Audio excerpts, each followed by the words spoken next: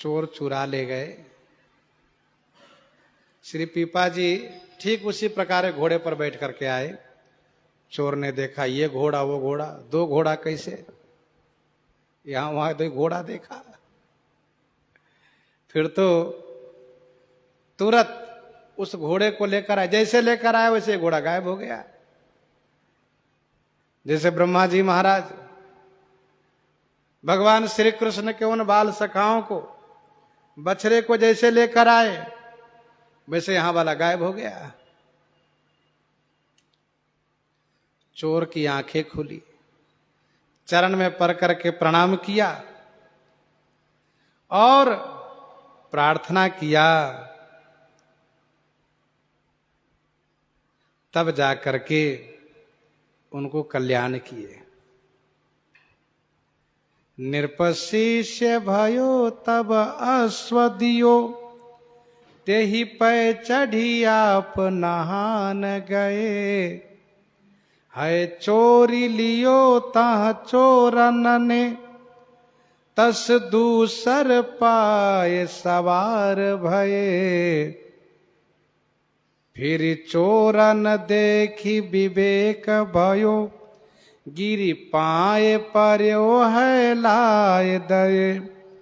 इमि संत चरित्र उजागर है, करते हरि कौतुक नित्य नये। करते हरि कौतुक नित्य नये।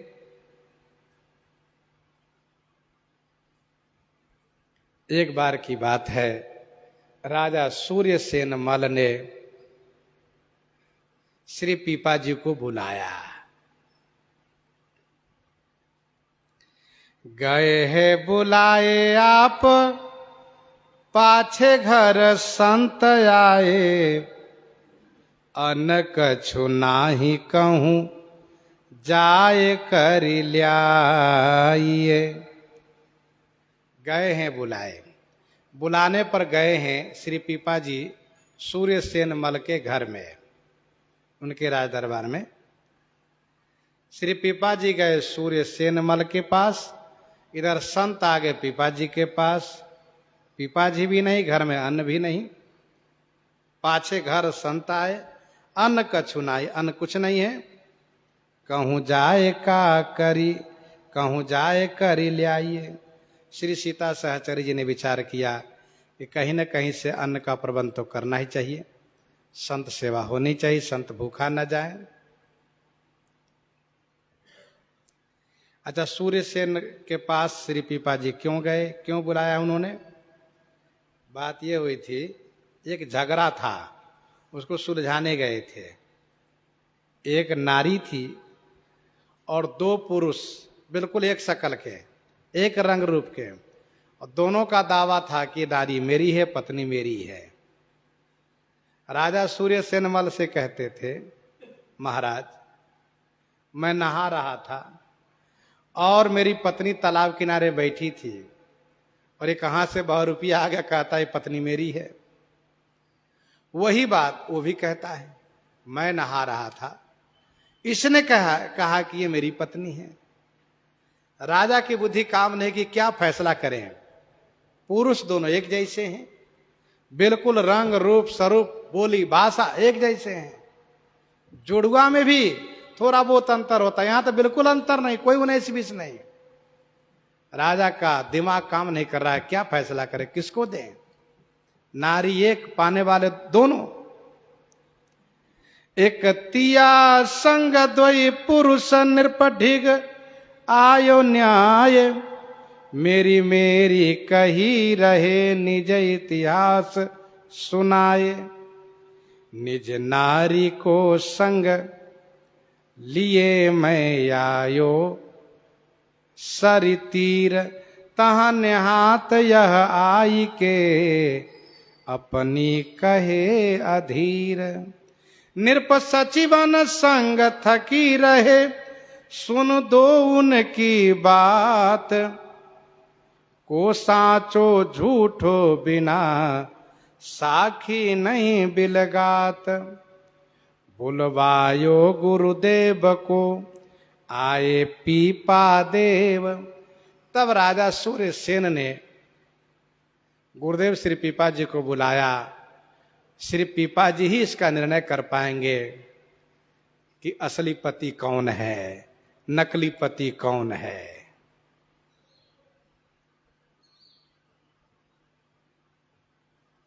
सुन दो उनकी बात को कियो न्याय सुन लेव। पीपा जी ने दोनों की बातें सुनी तो पीपा जी समझ गए कि एक तो असली पति है और एक काम रूप है, बहुरूपिया काम रूप है, रूप बनाया है, ये प्रेत तत्व है ये। तो पीपा जी ने जुक्ति निकाली। उन्होंने तुरंत एक बोतल में पानी भरवाया, बड़ा सा बोतल मंगवाया और फिर इसके बाद कहा कि देखो इस बोतल के पानी गिरा रहा हूं, बोतल खाली है, इसमें से दोनों में से जो इस नारी के असली पति है वह इस बोतल के अंदर आ जाओ, मैं उनको नारी दिलवा दूंगा। जो प्रेत था वह झट से छोटा बनकर के बोतल के अंदर प्रवेश कर गया। पीपा जी ने झट से उसका ढक्कन लगा दिया। बेचारा जिसकी नारी है, जो असली पति है, वो रो रहा था, मैं बोतल में कैसे जाऊंगा, इतना बड़ा शरीर बोतल में कैसे प्रवेश करूंगा। पीपा जी ने कहा तुम काहे को रो रहे हो, तुम ही तो असली पति हो, ले जाओ अपनी नारी को। और इसके बाद फिर पीपा जी ने उसको बांध करके भूमि में गड़वाया। तो प्रेत बहुत अनुनय विनय किया, महाराज मेरा उद्धार कर दीजिए, कल्याण कर दीजिए। तो पीपा जी ने उसका उद्धार भी किया। पीपा जी ने सोचा यदि ये बाहर रहेगा तो इसी तरह से धोखा देता रहेगा, इसीलिए इसको बोतल में बंद करके भूमि में गाड़ दो। उसको बांध दिया था मंत्र से, लेकिन बहुत अनुनय विनय किया तो उसको उद्धार भी किए पीपा जी महाराज।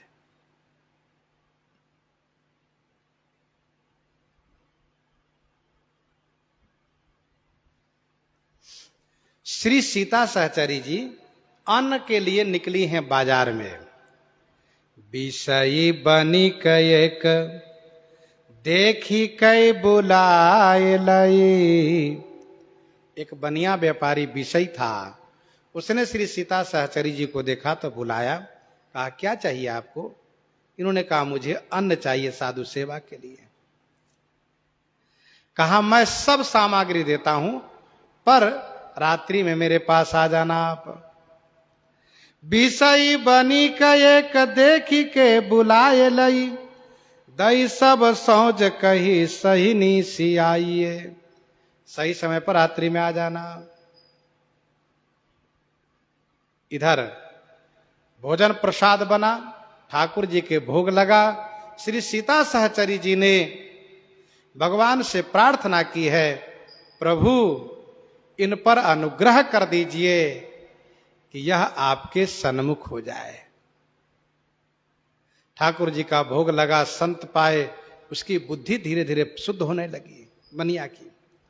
भोजन करत माझ पीपाजू पधारे, पूछी बारे तन प्राण जब कही के सुनाई है। संत लोग भोजन प्रसाद पा रहे थे, उसी समय पीपा जी आ गए और पूछा पीपा जी ने पत्नी श्री सीता सहचरी जी से, ये सामग्री कैसे आई है, भोजन की सामग्री थी नहीं, कैसे आई है। तो उन्होंने कहा ऐसी ऐसी बात थी, संत आए तो मैंने उस बनिया को तन के व्यापार पर, अर्थात तन देने की बात कह करके कि मैं तुम्हारे पास रात्रि को आऊंगी, और उनसे भोजन के सभी सामग्री लेकर आई हूं। संत लोग प्रसाद बनाए हैं, भोग लगाए, प्रसाद पा रहे हैं। तो पीपा जी ने कहा तुम तो मुझसे एक कदम और आगे निकल गई। तो उन पर अपना तन और प्राण दोनों ने उछावर किया, धन्य हो तुम, धन्य हो।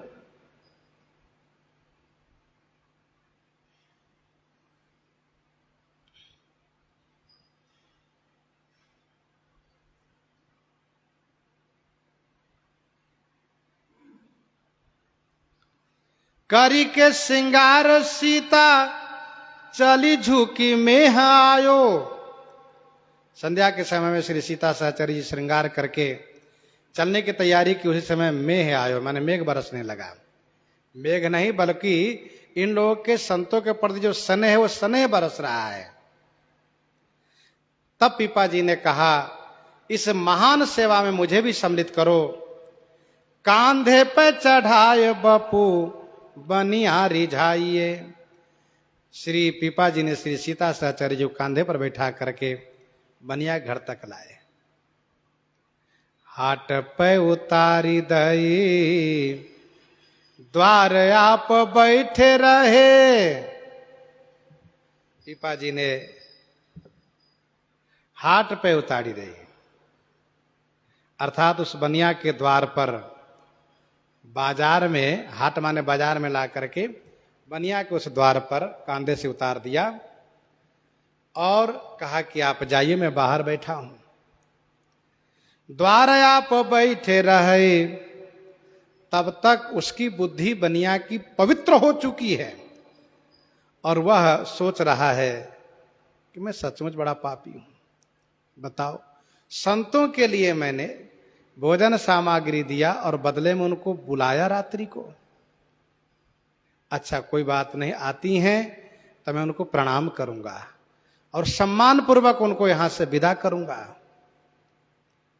सोच ही रहा था बनिया, इसी बीच श्री सीता सहचरी जी आई। तो इनकी दृष्टि श्री सीता सहचरी जी के चरण पर पड़ी। हाट पे उतारी दई द्वार आप बैठे रहे, चाहे सूखे पग, चाहे माने जैसे देखा बनिया ने कि सूखा पांव कैसे आई। तब उसने कहा माता जी आप कैसे यहां तक आई हैं? बुद्धि पवित्र हो गई है, इसलिए माता कह करके संबोधित किया है। बुद्धि पवित्र होने का कारण क्या है? श्री सीता सहचरी जैसे महान भागवती का दर्शन जो पहले हुआ है और फिर उन्होंने ठाकुर जी से प्रार्थना करी है, संतों ने प्रसाद पाया है, इसलिए बनिया की बुद्धि शुद्ध हो गई है। श्री सीता सहचरी जी ने कहा मेरे स्वामी कंधे पर बिठा कर लाए हैं। स्वामी जू लिवाए ले आए, मेरे स्वामी मुझे लिवा लाए हैं। ऐसा कहा? हाँ। कहाँ है स्वामी जी? कहा बाहर होंगे, देख लीजिए आप। स्वामी जू लिवाए ले आए, कहाँ है निहारो जाए। कहाँ है? हम जाके दर्शन करें उनका। और आकर के दर्शन किया बनिया। आए पाए पर्यो, आते ही पीपा जी के चरण में साष्टांग लौट गया बनिया और डरते हुए कहा प्रभु आप मेरी रक्षा कीजिए, राखो सुखदाई हैं। आप तो जीव मात्र को सुख देने वाले हैं, आप महान संत हैं, मेरी रक्षा कीजिए, मेरा कल्याण कीजिए। पीपा जी ने कहा मानो जी निशंक काज कीजिए, निशंक तुम अपना काम करो बनिया, शंका मत करो, जाओ। धन दियो बिनु अंक, बिनु अंक माने बिना लिखा पढ़ी के, बिना लिखा पढ़ी के तुम धन दिए, जिस धन के लिए लोग भाई भाई में लड़ते हैं। जो पहला रही मारे भाई है। धन में बड़ा दोष है, धन के लिए लोग लड़ मरते हैं भाई भाई। पैसे बिनु बाप कहे तो मेरो पूत नहीं, पैसे बिनु बाप कहे पुत तो कपूत भयो। पैसा न हो तो पिताजी कहते बेटा नालायक है, भाई कहते मेरा भाई नहीं, पत्नी कहती मेरे पति नहीं। पैसे का ही सम्मान है।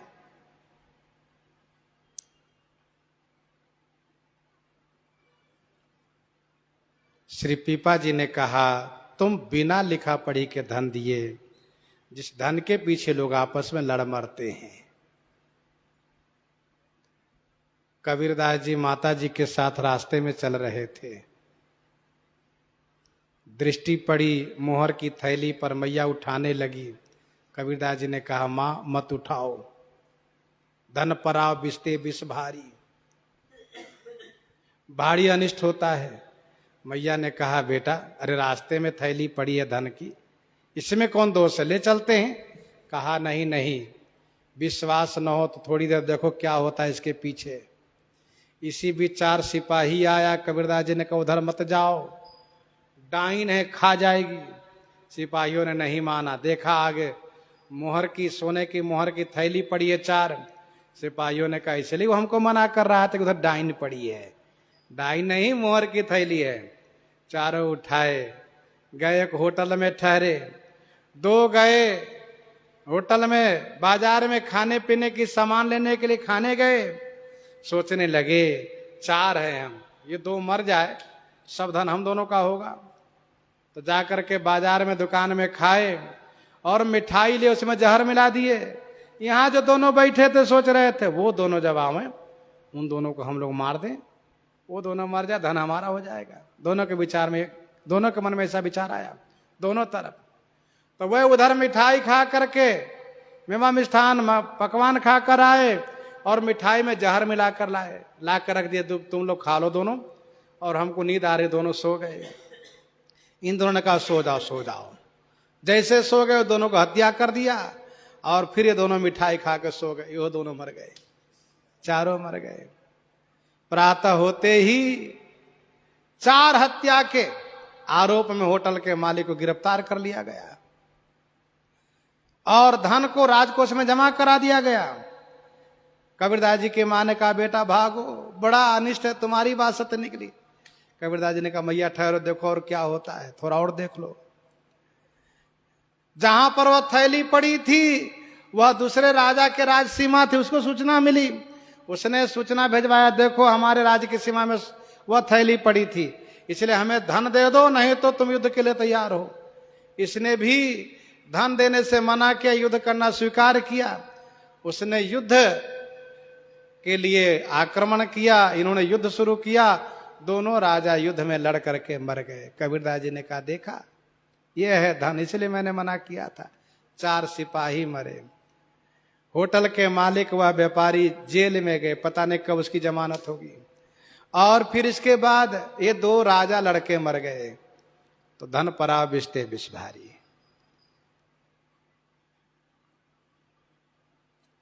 पिपा जी ने जब कहा तुम जाओ, तो बेचारा बड़ा लज्जित हुआ।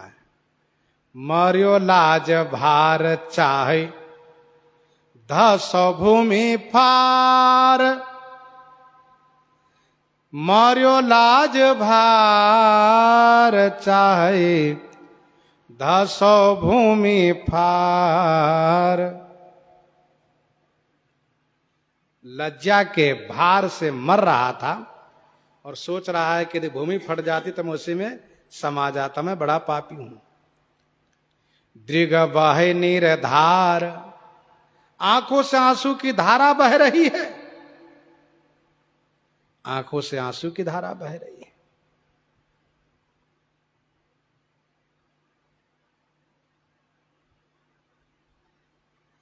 फिर तो श्री पीपा जी ने उन पर कृपा की है, उनको दीक्षा दिया है, उनको भक्त बना दिया है। तो धन के पीछे लोग लड़मड़ते हैं। पिता पुत्र भ्राता सखा नारी ते धन हेतु, बैर होए मारे मरई तबहु नहीं चित चेतु।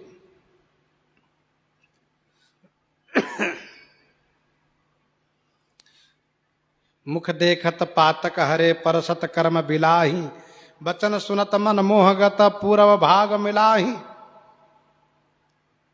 श्री पीपा जी जैसे संत का दर्शन बनिया ने पाया है, अब तो दीक्षा पा लिया, उसका जीवन धन्य हो गया, उसका कल्याण हो गया।